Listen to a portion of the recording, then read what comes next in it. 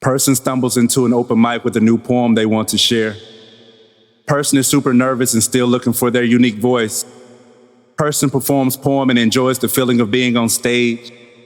Person performs a few more times and gets good feedback from the crowd. Host of struggling event sees this person, asks them to do a feature set. Person is shocked. Person has never been paid to perform before.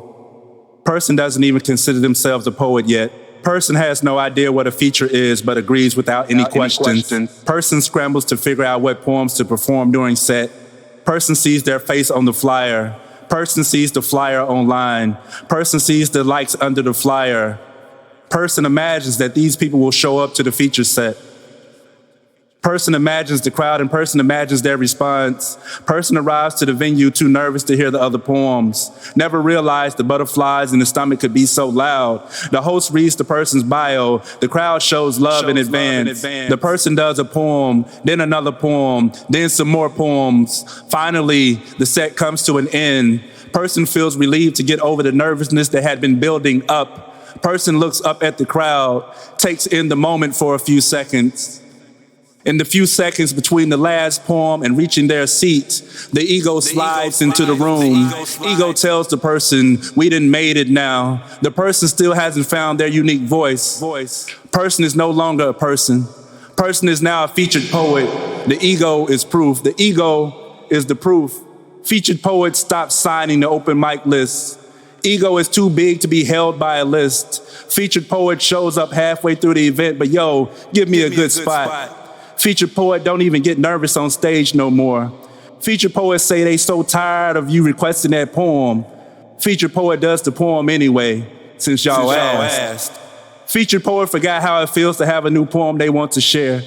Featured poet is now more concerned with impressing the crowd. Featured poet is now more concerned with you capturing the right angles. Featured poet needs to get the follower count up to feel relevant out here. Featured poet begins to sound formulaic. Ego says it ain't the poem, it's the crowd. Featured poet blames the crowd. Featured poet gonna voluntarily run it back cause y'all missed that line. I said featured poet gonna voluntarily run it back cause y'all missed that line. Featured poet be searching for the love they got that one time. The snaps and the claps and the likes and the emojis and the follows and the recognition and the attention creates a high. A wave to ride, a peak to climb to, a state of ecstasy within the mind.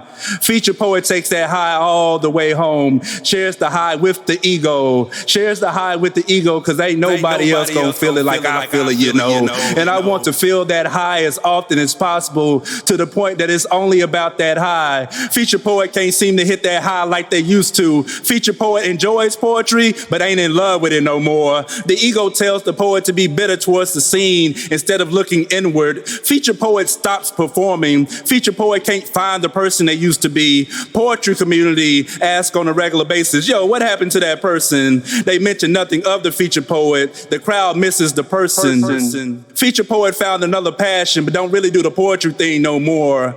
Meanwhile, a person stumbles into an open mic with a new poem they want to share.